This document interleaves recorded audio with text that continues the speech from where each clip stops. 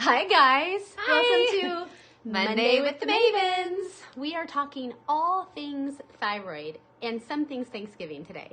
Yeah, in fact, maybe we'll reverse the order and talk first some things Thanksgiving, and then lots of things thyroid. As soon as we get on here, it's like, whoa, is that what I really look like? Wow. Oh, look, Asa just joined. Oh, Hi, boy. buddy. Hi, that's my son. Don't worry, we're not talking about anything scandalous today. Maybe. Really? Yeah, why not? Because my 17-year-old son is watching. Oh, we hope you guys are having a great week. Man, it's Monday already, which is just... Sorry. Text messages. It's really fun when we're doing this and I get to see the texts that come Or in. actually, the text message that her husband sent her that one time was like real good. I'm trying to remember what that was. Yeah, I'll tell you later. Okay. It's not meant for this audience. Oh, man. Oh, yay, we're getting some laughs over here. Oh, great. Anyways, gosh, it's Thanksgiving week. There's so much to be thankful for. And actually, let's just start with that. Yeah, let's. We talked about this a little bit on our client Zoom earlier, and that is gratitude is so powerful. And we shouldn't just be thankful around Thanksgiving, like being thankful year round. I know it sounds so simple, but there's so much research, there's so much proof out there that the simple act of just slowing down and concentrating on what you're grateful for, like 1 minute, 2 minutes, 5 minutes, whatever you have, like just really think about like what in your life are you really thankful for? Because when you do that, something's happening from a cellular standpoint in our bodies and it shifts our perspective, and it's really good for our health and our brain. And no matter how hard life is, like I know, so many of you guys watching probably are in a really hard space right now, and we all go through really hard seasons. And no matter what, you can probably find something that you're grateful for. And so putting more emphasis and focus on that is so powerful. Someone's thankful for us. Oh, thank you so much. You. Oh, I love that. I wish I could heart that. I know. Oh, Just I'm so thankful for you. Here. You Oh, we are like, yes. feeling that so big. Those of you on Facebook, our Instagram people really love us. Yeah. So thanks a lot. Seriously, guys, it means the world because, like, we pinch ourselves. We've said this before that, like, we get to be here doing this with you guys, and that you guys allow us the opportunity to continue to, like, learn and share and work with you. And, like, the fact that we get to be a part of the life transformations that we do is... it's what keeps us going. Yeah. I mean, it really, like, we just feel so fortunate in every way, and being a small part of the health journey of our clients is like, it's life-giving for us, for sure. So yeah. anyway. And the outcomes, like, of course, like the physical outcomes, but all the outcomes, like all the changes that happen in families and marriages and individuals, and like, it's really super cool. It is. And we talked about this earlier too, but like, just make a habit of starting your day. Like, before you even get out of bed, before you turn on your phone, before you get up to go pee, unless you really got to go pee, just sit there for a minute. And if you have a prayer life, couple it with that. Like, just really concentrate on at least one, if not more, things that you're thankful for. And that gratitude, write it down. Like, if you have the opportunity to write it down, it's even more profound. Like, man, in fact, like right now, like think of something you're grateful for. What are you thankful for?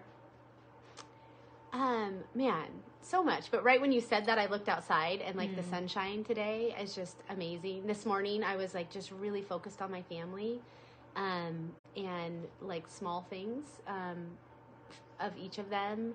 I told Haley this earlier, but like, I'm so thankful for her friendship and for her sisterhood and for all the things. Like, you do life with somebody, and like, I'm just thankful.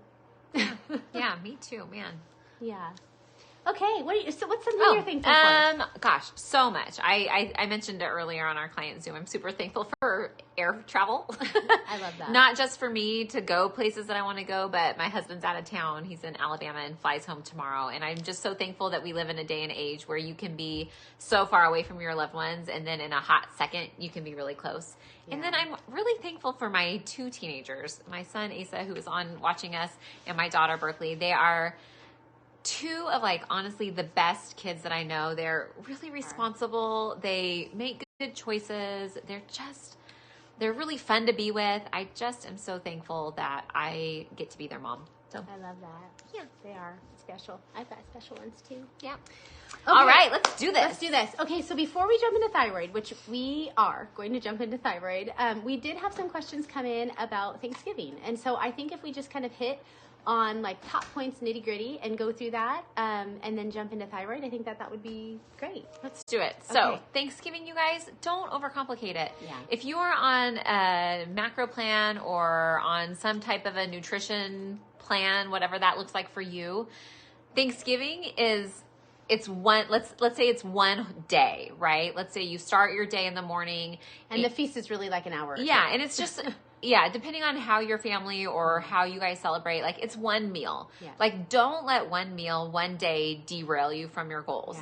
Yeah. And I feel like for me, Thanksgiving is one of the easiest days to track.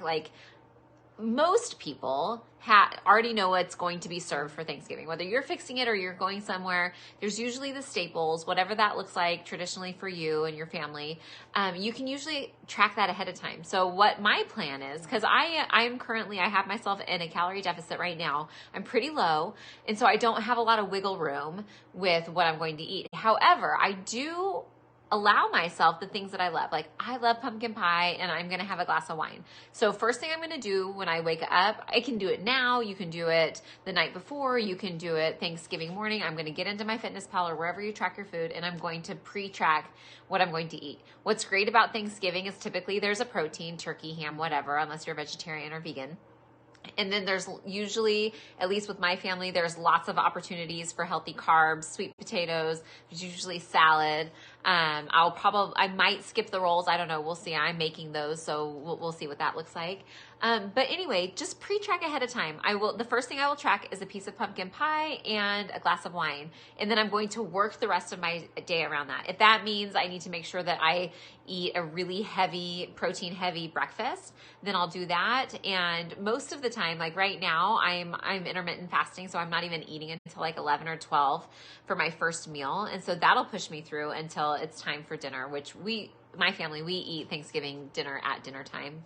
I always think it's silly. Well, it's just different. I don't like to eat dinner at 3 p.m. because then I'm hungry again before I go to bed, and I don't want to do that. So I like the 3 p.m. dinner. Yeah. But we do have some tips and tricks also. So that's getting through the mealtime, the planning. But I mean, what do you do if you show up, or let's say you're hosting and there's a beautiful table with appetizers and charcuterie and cheese and all of the delicious things that you want to snack on, and you haven't pre-tracked or planned for that? Yeah, that's a great question. So, a couple of things. So for starters, we do not want ourselves or our clients to feel deprived, right? Deprivation does not lead to sustainability. So first, figure out what is it that you really enjoy? What traditions do you really enjoy? If it's a piece of pumpkin pie, great. If it's a glass of wine and a dinner roll, great. Or if it's all three, great. Know that ahead of time and know these are the things I really love about Thanksgiving that I want to make sure that I enjoy. And like Haley said, go in with a plan, have that pre-tracked, and then make sure that you are enjoying the things that are non-negotiables for you, but that then you're not just letting it be a free pass, unless you want to do that for that day and you're a grown adult, you can make that decision. But then you go in and you're I am going to feel good. I'm going to still have energy. I'm not going to feel like I hit a wall, and I'm still going to be able to have these things. And then don't sit yourself right by the dessert table with the 15 different things that you're going to have googly eyes about. If you really enjoy a charcuterie board, make sure that you in advance, put some of those things in or swap them out if you want to. And so, like, for me specifically, what I would do going into Thanksgiving, my Thanksgiving is going to look a whole lot different this year. So, because she's going to Hawaii tomorrow. I'm so excited. And it's my son's 13th birthday on Thanksgiving Day. And so we don't actually know for sure what, it's the first time we've ever been gone from our big family feast. But I'm pretty sure we're probably going to be having a taco picnic on the beach for Thanksgiving. So what I would typically do on Thanksgiving is in the morning, I would just eat lighter. Like, I would make sure I'm super hydrated. I would make sure that I eat a lighter, cleaner breakfast, lunch, whatever it may be, and I would pre-track the things that I know I really want for Thanksgiving. If that's going to include whatever pie, if it's going to include a drink, like whatever that is, I pre-track it in there so that I go knowing, and you don't have to take a food scale. You don't have to, like, just eyeball it. Like, just do the best you can, feel good about it, and then the next day just jump right back in and hit your numbers. Staying hydrated is huge. The other thing is, especially with things like a Thanksgiving feast, because you want to try to protect yourself from having those huge glucose spikes and crashes. Like, when you do go in to start enjoying your meal, start with some protein and some fats so that you get that satiation and you get a really nice level there, and then you can add in your carbohydrates so that you're not getting that spike or that crash. It says Thanksgiving seems like it'll be easier to pre-track than going to a Friendsgiving where everyone brings an appetizer. Yep. That's what we were just saying, the same thing. Like, Thanksgiving is a pretty simple meal. It tends to not vary too much from household to household unless you have like special traditions. When I was growing up, my grandma or my mom used to make like this green Jell-O with like this cream cheesy stuff on top, which, praise the Lord, it doesn't get made anymore. Yeah. But it was my favorite as a kid. But oftentimes, you can pre-track Thanksgiving pretty easily. One thing to keep in mind also, here's a little tip, a little hack for you. Nobody wants to take a food scale somewhere else, or if Thanksgiving is being hosted at your house, then by all means do what you want to do. But the palm of your hand is a good judge of approximations for protein. So the palm of your hand and the thickness, so, not very big, is about 3 to 4 ounces. Now, if your hand is fully outstretched and you're having about this much protein, this is closer to like 5 to 7 ounces of protein. So use your hand as a judge. Same thing like with fats, the size of your thumb is approximately a little bit less than a tablespoon. It's easier to round up with fats. Yeah. So, if you're having avocado or something like that, I don't know, a tablespoon of avocado, who does that? I don't do that. But like olive oil or like salad dressing or something like that, use your thumb as a guide. We have a tool too on the toolbox of our website. So macromavens.life toolbox. And if you scroll down, we have this sheet that gives like sizes of protein with sizes of your hand, just as a good reference sheet. Yeah. Because it is like when you're out to eat, when you're over at friends, all those sorts of things. To piggyback on the comment that Stacy made over on the Facebook side about Friendsgiving. So in a situation like that, I would say make sure you're bringing something that's going to help you hit your goals. And so protein oftentimes is the thing that maybe you're going to have the hardest time. Like, you can always find fats and carbs, right? But protein specifically, like if you bring something that has a really nice, good protein balance that you enjoy, and then you can fill in the rest, then sometimes that's going to just make it a whole lot easier. Yeah. What about things like mashed potatoes and stuffing? Yeah, I think, once again, it just depends, like, is it worth it to you? Because if you really enjoy mashed potatoes and stuffing on Thanksgiving, by all means, have mashed potatoes and stuffing on Thanksgiving. Just look ahead of time, like, okay, roughly a half a cup or whatever you want to have of mashed potatoes, especially if they're, like, loaded with butter.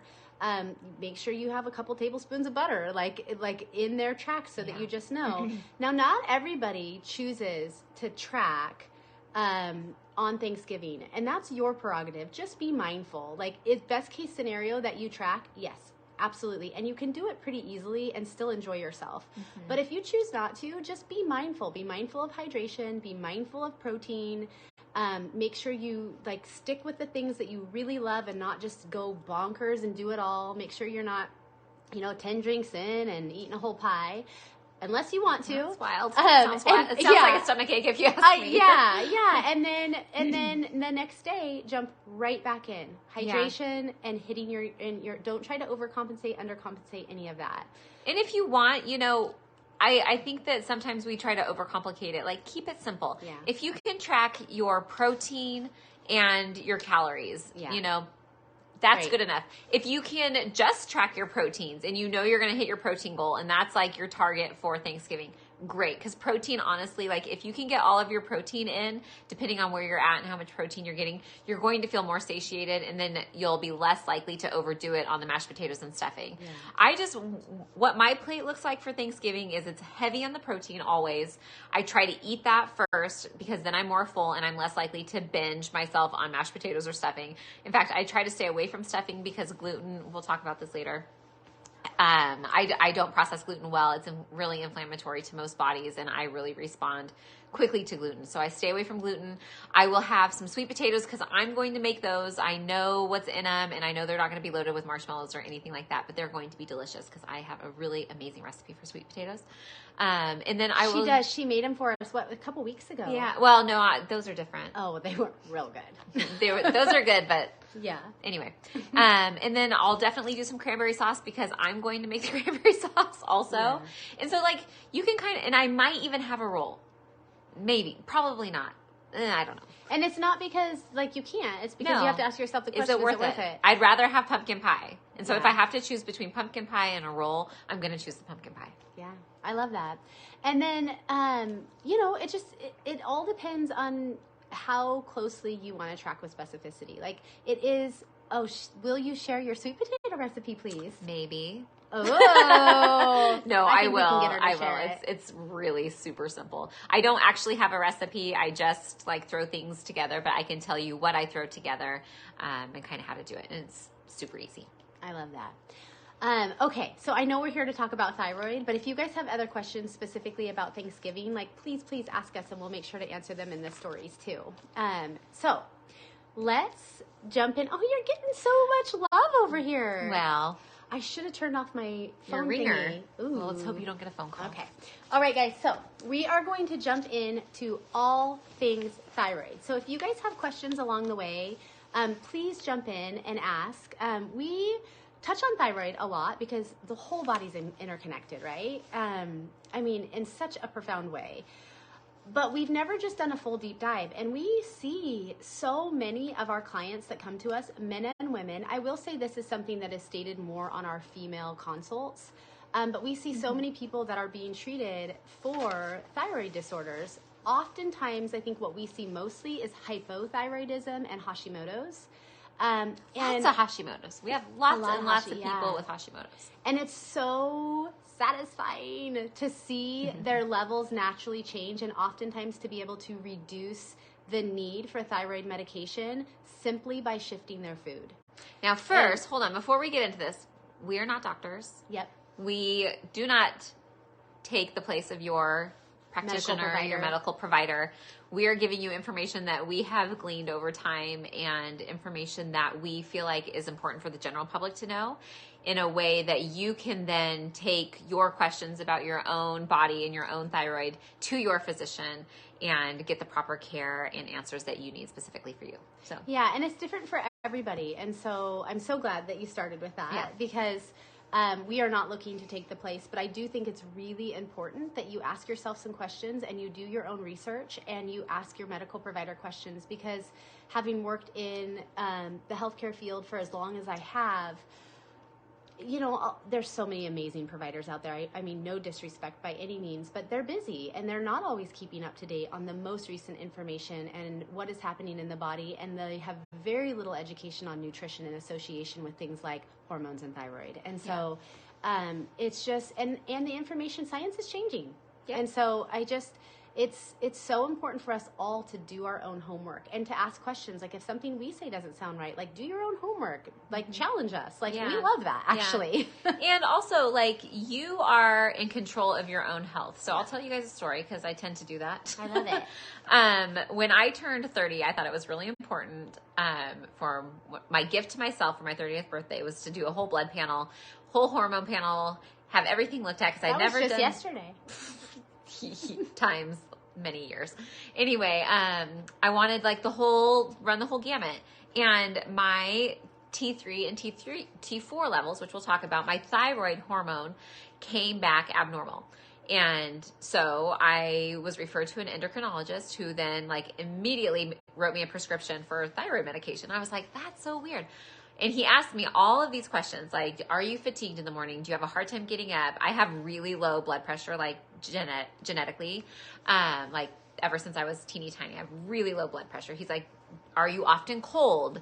Do you have trouble losing weight? And I'm like, all of my answers were no. Like I was. They thought you were hypo? Yeah. And I was like completely like If anything, I would think you'd be hyper. No, well, so my numbers came back low, like low thyroid. And so, but my answers to all of the questions were no. I had 0 symptoms. And so I'm like, why on earth would I go on a medication when I don't have symptoms? It's simply my blood work, is a little bit outside of the norm, outside of the normal bell curve of what it should be like.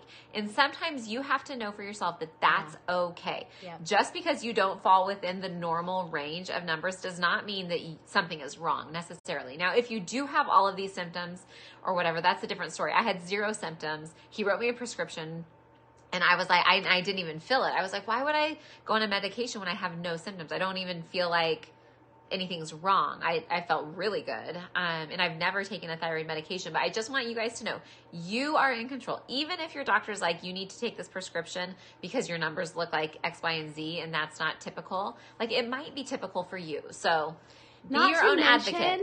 That laboratory reference ranges are so jacked, you guys. Like I will not get on my high horse too much with this, but I've worked in laboratory medicine for a while, and understanding how reference ranges are developed for the standard person, like there's no such thing as a standard person, you guys. And so I recognize they have to state something, but those things need to be revisited, and they need to be revisited for very specific populations, and they need to be more specific. So we did a lot of work years ago to develop ideal ranges within those reference ranges, and you have to be careful what you publish because you have to follow the first line of therapy and blah, blah, blah. But here's the thing, like, we are all bio-individually different, and our cellular structure is different, and our hormone pathways might be similar, but the way that we produce things, there are no 2 people that are the same. Now, conceptually, we work the same. There's things we can do to help ourselves, but like Haley said, don't just take the first answer you get and think it's right for you and stick with it if it's not working.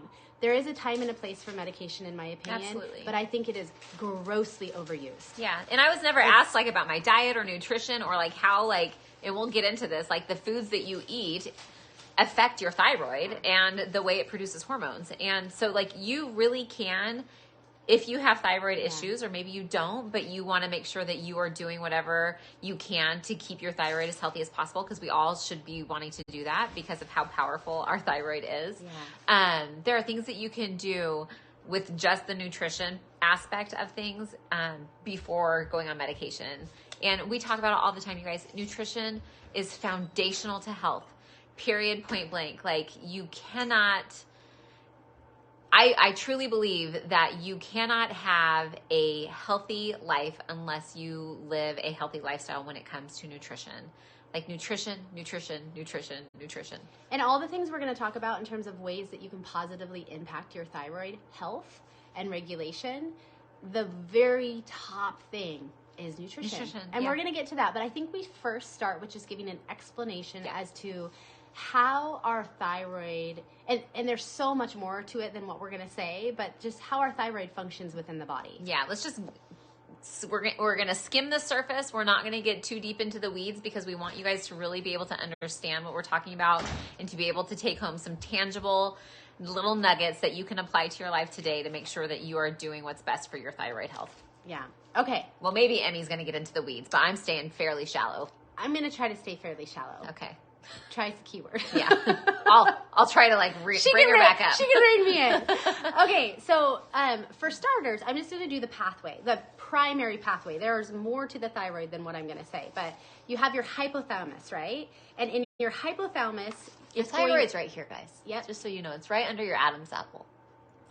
It's around your trachea. Yeah, it's right in here. And so in your hypothalamus, you're going to create thyrotropin releasing hormone, which then goes down to your pituitary gland. And there's a lot of functions of the pituitary gland. But in relation to your thyroid, your pituitary gland is actually what's going to release thyroid releasing hormone. And then from there, that goes to your actual thyroid gland. And your thyroid gland is then going to produce T3 and T4, as well as a few other things, but we're going to focus on T3 and T4. When you're having your labs tested, they look at free T3 and free T4 because we're going to go into They're labs. going to look at those. Yes. Now, what's really interesting, and I wrote this down, we're going to come back to this other page of notes here, but your T3 and your T4 help create the balance of your glucose. And so when you have hypothyroidism, can break down the equilibrium and alter glucose metabolism, which can lead to insulin resistance. And we've talked about insulin resistance, which leads to things like diabetes, inability to shed fat, all of the things. Your thyroid is directly linked to your metabolism. Like, that's what it is, you guys. When we talk about your engine and your metabolism being the engine of your body, your thyroid is in control of that. And so thyroid health is like paramount to metabolism. So if you're like, oh man, my metabolism is low, well then let's take a look at what we're doing to fuel our bodies to keep our thyroid healthy. And let's just talk about that, because oftentimes people are like, oh, I must have an off thyroid. Like, let me go get it checked out. It might be like borderline hypothyroid. And when we say hypothyroid, you actually have too little thyroid. Yeah, it's not producing enough. Hyperthyroid is overactive. Hypo is underactive. You're not producing enough. And so, yeah, there are a lot of people out there that have a less than ideal thyroid function, but the first thing, like the very, very, very, very, very, very first thing that you should do is look at what you're eating, because just that alone, now, there's a time and a place, once again, for thyroid medication. Like, I don't want to steal that away, because several of you are probably taking some form of thyroid medication, and it's appropriate at times. But if you haven't first tried to tackle it nutritionally, you are missing the boat, because if you can fuel, it's exactly what we do in our reverse process. If you can fuel your body, fuel your brain consistently with a good ratio of protein, carbohydrates, and fats, and primarily use non-inflammatory sources and get your metabolism to really rev for you, your body naturally is going to start, like your pituitary is going to start functioning better. That thyroid releasing hormone is going to be more regulated. That's going to activate your T3 and your T4. That's going to activate your metabolism. Like, it is a beautiful process, and it all works in harmony. And all you have to, not all you have to do, most of what you have to do is just fuel your body and your brain. Yeah. Like, it's going to fix not 100% of things, but like a lot of it. Yeah, it's going to fix a lot. And one thing too, your thyroid is in control of your metabolism. And when we say that, that means your heart rate, your rate at which you breathe, your muscle strength, your menstrual cycle, cholesterol. I mean, so much. Your body weight. All of that is working with your thyroid. And so if any of those things are off, then you need to look at your thyroid function and how you're fueling your body. And there are such simple things you guys can do. The number one, and I've read it, I think I read, because we did a little bit of research, I read it over and over and over. I've heard doctors talk about this, but the number one thing that you can do to help improve your thyroid health is eliminate inflammatory foods. And we have talked about it ad nauseum. We have talked about it so many times, you guys. It is like the number one thing for, I think, just general overall health is to reduce inflammation. And what that means is long-term chronic inflammation. Reducing and eliminating inflammatory foods. That's the easiest way to do that. And those foods tend to be grains, sugar, alcohol, dairy, and seed oils. Those 5 things. Yes. And so, yes, we know that's asking a lot. And we're not telling you to throw out everything that you have in your fridge, but if you can make some little changes, if it's just gluten, if you can reduce the amount of gluten that you're taking in on a daily basis, that could really improve things. If you can reduce the amount of dairy you're taking in, pick the lesser of the evils for you. If you don't feel like you have a problem, if you don't feel like you eat a ton of dairy and you can eliminate it, well, then that would be the easiest step. Take the next right step to help eliminate inflammation in your bodies, and your thyroid will thank you. Like, in such an incredible way, because I just want to remind you guys, like, when you are fueling your body and you're getting enough calories and you're getting the macronutrients and the micronutrients that your body needs, and you're fueling yourself consistently, and that you can increase that over time strategically with the help of a coach if you need it, then your endocrine system, your nervous system, your organs, your brain health, your metabolism, and your thyroid health fits into there, are going to be more optimal. You're going to feel better. Your skin, your hair, your nails, your energy, your sleep, your libido, like it's all tied together, you guys. Like it's this beautiful circle, and all the same things that we can do, that we talk about week over week, are the exact same things that we need to do for thyroid health, because it's all interconnected. And we have I feel like I'm like screaming today. Yeah, she's real passionate, guys. Because I've seen for so many years, and I'm going to talk about this more in the future at some point. Not today. But that's restraint. That's real restraint. Yeah. Like I've just seen for so many years, like directing healthcare clinics. Like there's some wonderful providers that I've worked with that like dig and find answers and like really want to work. But there's not time in standard healthcare to like do root cause medicine oftentimes. And like you guys, the root of it is having a good foundation. And that foundation comes from understanding the basic principles. They can be really basic of a healthy, thriving life. And we're going to get into those.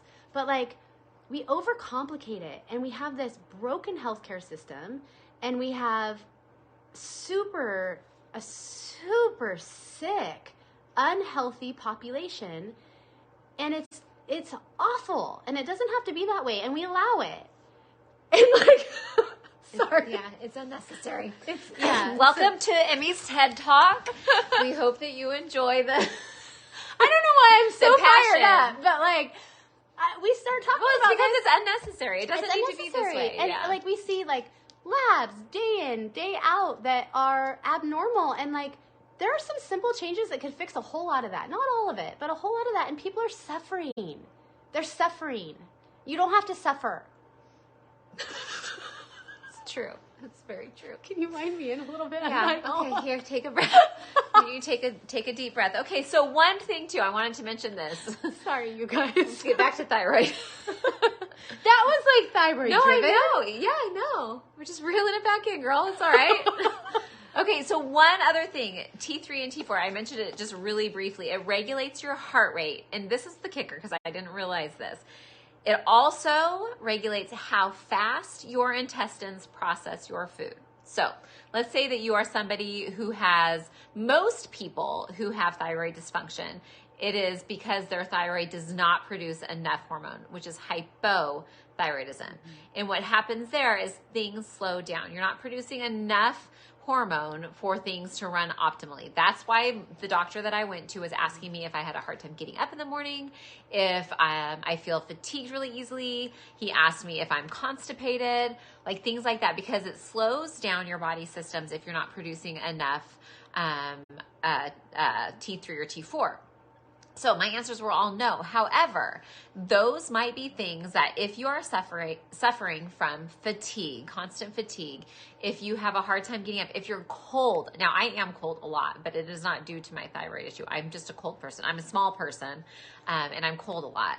But if you're frequently cold when you shouldn't be, let's say it's summertime, you're out in the warm sun and your body feels cold, like that's not typical. If you have trouble going to the bathroom every day, if you're constipated, but you are eating enough fiber, like if you are getting like around 25 grams of fiber, but you're still not able to go to the bathroom every day, like that should be a flag that triggers you to talk to your doctor. Now, if you're hyperthyroid, if your thyroid is working on overdrive, producing too much hormone, and you may have trouble putting on weight, your metabolism is really revving. Maybe you have a really loose stool all the time and your body isn't compacting your stool, which means you're not absorbing the nutrients from your food because you're digesting too quickly. Yeah. Those can all be signals. A racing heart is another symptom of hyperthyroidism. So those are all things, like if you experience those on a regular basis and you feel like maybe that's not typical, then you should probably talk to your medical provider. Yeah. And also, you can ask your medical provider to give you the labs that you want. So let's say that you want your thyroid tested, and they're going to test for, T3 and T4. You also want to know what is it? TSH. Yeah, thank you. TSH. You want to know your that thyroid stimulating hormone. Your thyroid stimulating hormone. You want that too. And so none of these tests are very expensive, you guys, these labs. You can go and you can ask for them specifically. You can say, I want this tested for. And then your provider should be doing that for you. The problem is, though, is that a lot of standard medical providers don't have enough education on thyroid to actually even know what to test and how to interpret it. The basics they're going to have, but if you really do want to go see a medical provider that understands thyroid, find somebody that's more of a hormone specialist. Even endocrinologists are incredible. Like, they're very educated, they're very incredible, but they're oftentimes going to look at things pretty traditionally. And so if you can find a hormone specialist that is truly going to look at the whole scope and make sure that they're ordering a full thyroid panel, a TSH, a free T3, a free T4 at minimum, you know, and then you get into the reverse T3 and all the different things that can play a role. But those things are important to look at. There's a comment here that we got to read it out loud. Read it out loud. It says, so true. I was taking thyroid medicine 2590, and since Macro Mavens 7 months in, I've lost 30 pounds, woo-hoo! And I'm now only taking 1090, and I feel amazing. I love that. That is why we do this, you guys. Yeah. That's amazing. Yeah. And I got to say this, because it's not because of Macro Mavens, but it's because you put in the work. Yeah. And we are so proud that we were able to partner and walk beside you on this journey. And oh my gosh, that is incredible. It's amazing. I want to talk about that for a minute, and the reason for that, because I think that we've brushed over this, but I want to just read this statement and then talk a little bit about the association between how your thyroid function helps you burn fat via your metabolism, which then it can actually, depending on how stimulated your hormone, how much T3 and T4 you're releasing because of your thyroid stimulating hormone, will dictate your base metabolic rate, which is the rate at which you burn calories at rest. Mm-hmm. And then that goes against the whole calories in, calories out. So let's talk about that for a minute. First, I'm just going to read this. Thanks for reining me in, Betty. Yeah, it's all right. I like it when you get passionate. Sometimes I just think I'll let you go sometimes. See how far it'll take us. Thyroid hormones help your body burn fat, providing you with more energy. As a result, this is an effect on fat metabolism. So thyroid hormones bump up your basal metabolic rate, so the rate at which you burn calories at rest, which means you'll be burning off fat even when you're not physically active. Thyroid hormones also impact your carbohydrate metabolism, and we're going to get into the role of carbohydrates with thyroid a little bit. And so here's the thing. One of the reasons that we work so diligently with our clients in what we like to call a reverse is because regardless of if somebody comes to us under eating or overeating or inconsistently eating, they oftentimes are not fueling their metabolism in a way that allows it to be optimized, to be burning the maximum amount of calories at rest. Because if you take somebody that is consistently under eating and they've experienced what's called metabolic adaptation, they are going to burn less calories at rest, meaning that in order to burn off whatever they do, they're going to have to keep working harder or eating less, which is not a good scenario. And so you could take a 130-pound female that has a base with the same activity level, but different eating styles and similar genetics, and one could have a base metabolic rate of closer to 1,800, whereas one might have something closer to 1,100, simply because how they're fueling their body. Meaning at rest, they're going to burn those calories. If I just used a standard BMR calculator, my BMR is only going to be somewhere between 1,100 and 1,200 calories. Meaning, at rest, that's how much I'd burn, and then any extra calories I burn is because of added activity. Whereas my base metabolic rate is probably closer to somewhere around 1,700 calories plus, because I do things to fuel my base metabolic rate. Meaning I can have more calories, more flexibility with a more flexible metabolism to be able to enjoy what I like and have more sustained energy. So what this is doing is this is a direct tie to what we talk about, because when we're fueling our body, meaning we're eating a similar amount of calories day in and day out with a similar macro breakdown that's going to make sure that I'm getting enough protein for muscle preservation and brain health, enough healthy fats for hormone production and all of the other things that it does from a healthy organ standpoint, and enough healthy carbohydrates that I'm getting adequate energy, then what it's going to do is, going back to that pituitary and my thyroid releasing hormone, is going to be consistently releasing, and my body's going to know what I need. So then it goes down to my thyroid gland, which then consistently releases my T3 and my T4, which then is consistently activating my ability to shed fat and for my metabolism to rev. And then I can actually augment that by slowly increasing that food over time so that you have that higher burning, faster, flexible metabolism. It's so cool. And it's simple. It's not magic. It's simple. And that's what we do day in and day out with our clients. And that's why if the client's willing to do the work, we can get them to a higher caloric value while shedding fat with a more flexible metabolism, and sometimes using a short-term deficit. Like Haley mentioned, she's in a short-term deficit right now. And like it works. Like it works. We see it day in and day out. You have the ability to manipulate to a degree your base metabolic rate, and a lot of that has to do with what's happening with your thyroid. Yeah. So why wouldn't you want to take care of it? I want to take care of mine. Me too. Okay. Should we jump into the other things that you can do to positively impact your thyroid? Yeah. Okay, let's do it. There's so much. Nutrition. Yeah.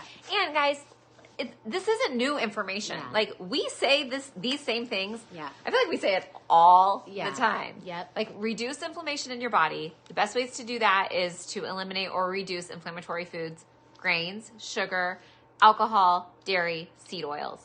Also, we have lots of lives on that. Lots of lives. Yeah. Within that category, another thing that you can do to help support your thyroid health is eliminating processed foods, because most processed foods that come in a package, have inflammatory properties in them, whether it's grains, alcohol, seed, all of those things, seed oils, usually seed oils and sugar. Those are usually the two things that you find in packaged food, but you'll want to avoid those. So one thing too, and we don't talk about this a lot, but like specific to thyroid, and if you are experiencing like hypothyroid, if you feel like your thyroid is not producing enough hormone for you, something that you should look at is iodine. So iodine is a trigger to our thyroid to produce hormones.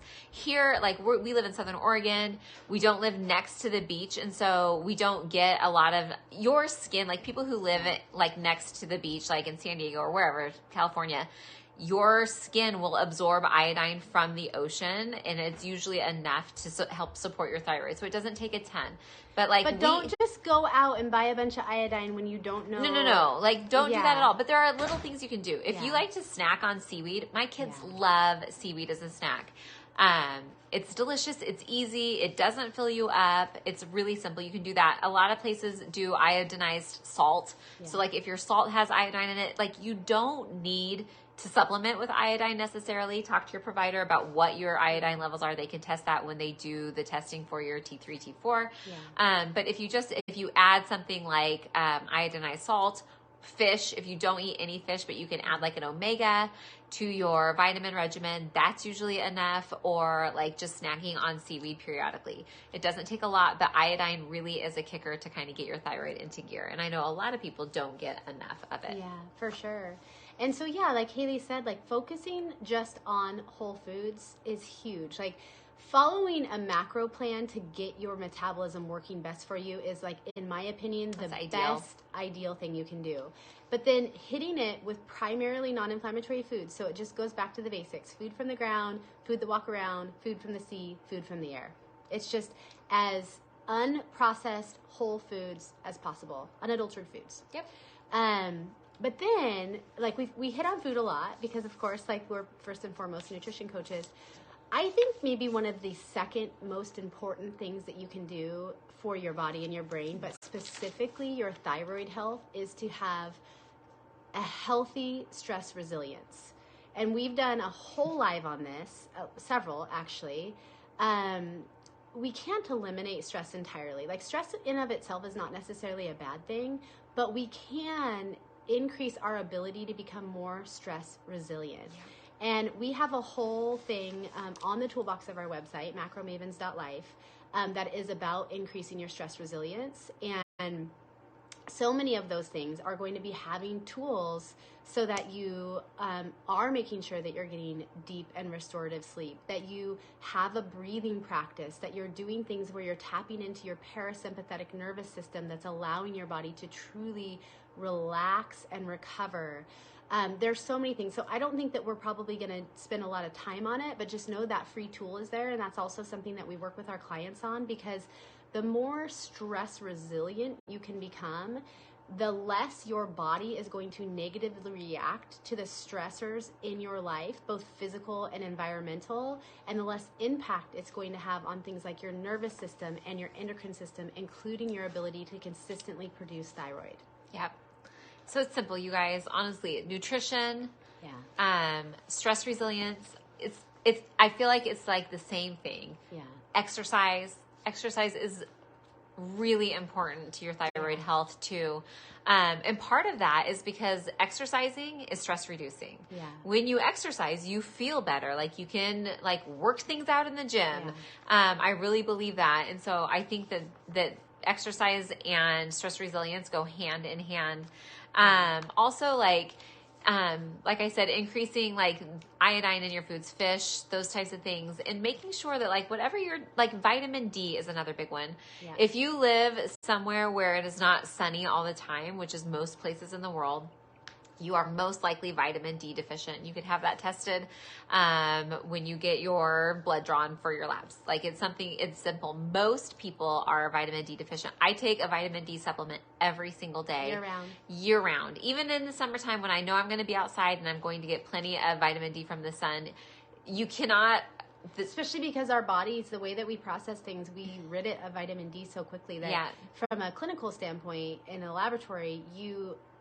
almost across the board, you're going to see vitamin D deficiency. And even if it's minimal, like it's significant, and it makes such a difference in your energy levels. So once again, talk to your providers. I personally take 5,000 IUs in the summer, 10,000 IUs daily in the winter. And that's a lot. But once again, talk to your medical provider on that. But I really love the Thorne vitamin D. We have it linked on our website under the shop page if you're interested. Not all supplements are created equal, and I love it. Yeah. So those are simple things you can do. If you are, I wrote one down that I thought was really interesting. If you do struggle with hyperthyroidism, which is most people who have thyroid issues are hypo, so their thyroid does not produce enough. However, there are people who are hyperthyroid. They have hypothyroidism. Yes, where their thyroid produces too much. And people who have that, you need to be careful about like your caffeine intake, because that'll cause, the symptoms that you're already possibly experiencing to be elevated. So if you have a racing heart, like caffeine is probably not good for you. Also, cruciferous vegetables, kale specifically, for whatever reason, those vegetables tend to be a little bit more difficult to digest. They kind of run through your body. You're not absorbing the nutrients from them. So again, like talk to your healthcare provider, but you are in control over what you put in your mouth. So if you have questions about like, man, I wonder if I think that I'm dealing with some of these things that Emmy or Haley mentioned about hypo or hyperthyroidism, and I'm really curious about it. Feel free to drop us a message and we would chat with you about, some different things you can do. Selenium is another one. Like we are in a society where we don't necessarily get enough selenium from the foods that we eat because our soil is so depleted. And so I take a selenium supplement every day. I know you? I do. I love I that. take it. It's the Thorne one. Yeah. It's the Thorne supplement. It's an itty bitty little capsule. It's so tiny. It doesn't take much selenium. But if you like Brazil nuts, a Brazil nut a day, a Brazil nut a day keeps the doctor away. Yeah. But Brazil nuts are really high in selenium. Yeah. I don't eat Brazil nuts every day. They're expensive and they're full of fat, and I'm not willing to. It's not worth it to me to get my selenium from a Brazil nut when I can just get it from a supplement. So, well, I want to piggyback on one thing that Haley said earlier in regards to exercise specific to thyroid health. The specific type of exercise that can make the biggest impact, and there's so much new information coming out on this, is resistance training. What's happening cellularly and from a hormone pathway standpoint when you resistance train. It's lifting weights, guys. Picking up heavy things, setting them down. It's really incredible, not to mention all the longevity benefits from it. And then having more muscle. I mean, there's so much. But resistance training in terms of exercise type has the biggest impact. Yep. She talked about iodine. We talked about stress. We talked about selenium. Prioritizing your gut health. So that goes hand in hand with nutrition. However, you hear so much about the gut-brain connection. Well, once again, it's all connected. Our organs, our nervous system, our endocrine system, our gut, our brain, everything. It's all married. It's a married system, you guys. It is. And your gut health has such an impact on your hormone and thyroid health. And so if you can have a more balanced gut, meaning that you have regular digestion, regular bowel movements, not a lot of gut distress, you are naturally going to be producing more of what you need, both from a hormone, neurotransmitter standpoint, a thyroid standpoint. And so some ways that you can do that are naturally balancing and eating less inflammatory foods, as well as making sure that if you need to, you're using something like a probiotic or a prebiotic or digestive enzymes and taking things like magnesium.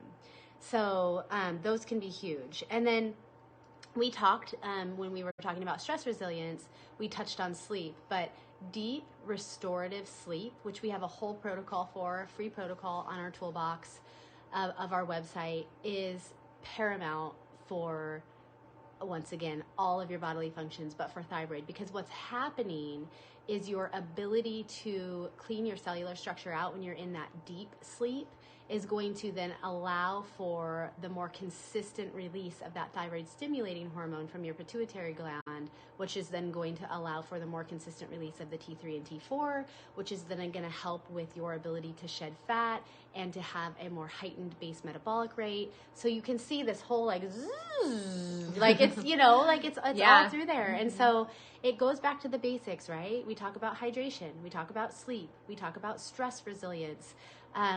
We talk about gut health, we talk about reducing inflammation, and ultimately it all comes down to the nutritional foundation of fueling your body consistently, understanding the importance of each macro, and making sure that you are reducing long-term chronic inflammation so that you can thrive. Yeah. I mean, I feel like we say the same things over and over because those things are really crucial to overall health. Yeah. It's not rocket science. It's science, but it's not rocket science. Yeah. And honestly, like if you can just take a handful of the things that we're mentioning to you, apply them to your daily life, like you're not going to be any worse off than you currently are. It's just going to make it better. And there's things that we can all do. Like we say this not because we do it perfectly, by no means. Like, we say it because it's good education for us. Yeah. It's a good reminder always. And so if you can just take a couple of these little nuggets, apply them to your daily life, then you will be better off. I feel like you're so chill and zen today, which matches, like it's a good balance for my like. You guys, can you believe it? We're going to die. We're all going to die. I do want to apologize. I was a little aggressive earlier.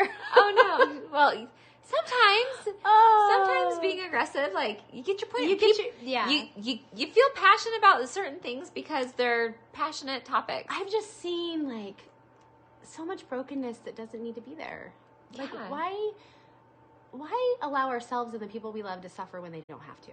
Amen. There's no reason for that. Yeah. The only other thing, and I know we need to wrap up, but I want to mention this in regards to thyroid, and that is there are so many people that follow a keto lifestyle out there. And I think that keto, when actually done in true keto fashion, not the bastardized version of keto.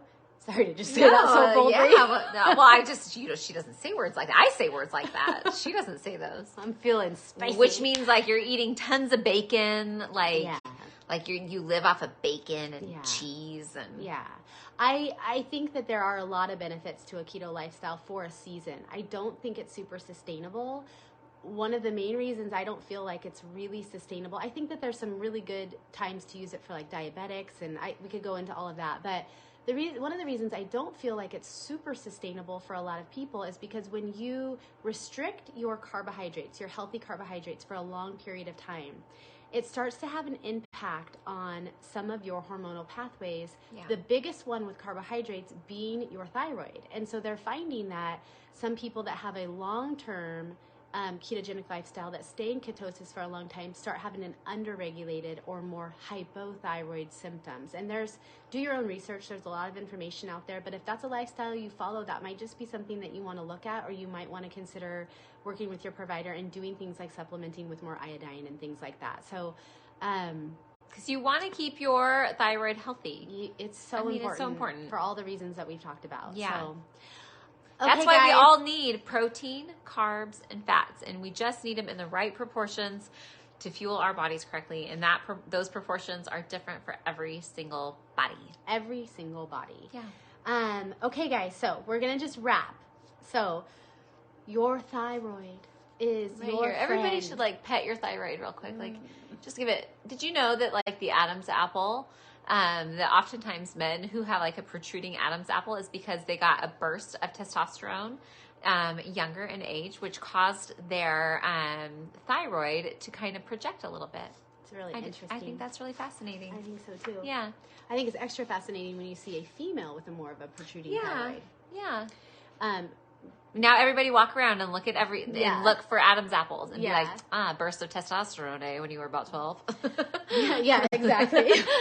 So we talked about how the thyroid functions, why it's so important to have a well-regulated thyroid, and how thyroid has a direct impact on your ability to shed fat, to have a healthy base metabolic rate, and your ability to burn calories at rest, and then ways to inflict positive change on your thyroid, the number one being nutrition. Really focusing on a non-inflammatory protocol and getting all of the macronutrients and learning how to fuel your body more over time in a way that's going to have you as metabolically activated as possible. And then we talked about things like supplementation. We talked about becoming more stress resilient. We talked about eating things like selenium and prioritizing your gut health. Moving your body specifically with things like strength training, getting that deep restorative sleep, and bottom line, get that inflammation out of your body. Yep. So you can do it. You can do it. Yeah. And if you want us to help you, we would love to. We're always taking on new clients, and we love working with people. We love seeing. We just had the client mention earlier how not only has she lost 30 pounds, but she's been able to reduce her thyroid medication, and she's feeling fantastic. Yeah. And we love getting to see labs. It's not a prerequisite of our program by any means, but it's so fun to see the positive changes. And so if you're interested in working with a coach for a season so that you truly can activate your metabolism in a way that allows you to thrive, shed fat, and have ideal hormone and thyroid function, go to macromavens.life, click the hop on board button. It doesn't commit you to anything, but it lets a coach reach out, connect, see if we're a good fit, and we'll go from there. Yeah. You guys, it's so fun. And honestly, we take on clients of all shapes and sizes. If you have autoimmune issues, I think dialing in your nutrition is key. Yeah. We have tons of Hashimoto's, lots of Crohn's. You guys, we see it all and we deal with it all, and we've said it 1,000 times, but first and foremost is dialing in nutrition. Regardless of where you are, regardless of what medication you're taking, all of that. We're not going to tell you to stop taking any of your medication. We're just going to dial in your nutrition first and foremost and support you in that way as best we can. So if you're curious, if you're wondering what it's all about, drop us a message. We would love to chat with you. Go into the holidays with a plan, you guys. Yeah. There's no reason to throw the baby out with the bathwater. And we started talking today with gratitude. So just focus on what you're grateful for this week and every week. Yeah, and we're so grateful for you guys. Yeah. Have a great week. Might not be back next week because this one's going to Hawaii on vacation, and I just feel alive with just me is boring. No, that'd be fun. I'd tune in. I don't know. Maybe not live. If you're going to tune in, you might as well be there. Maybe not live. We'll see. We'll let you guys know. Yeah. We'll keep you updated in our stories. We could always do question boxes. She loves those. Oh yeah, those are my favorite. All right, guys. Have a great week. Thank you so much. We'll see you next time. Happy Thanksgiving. Yep.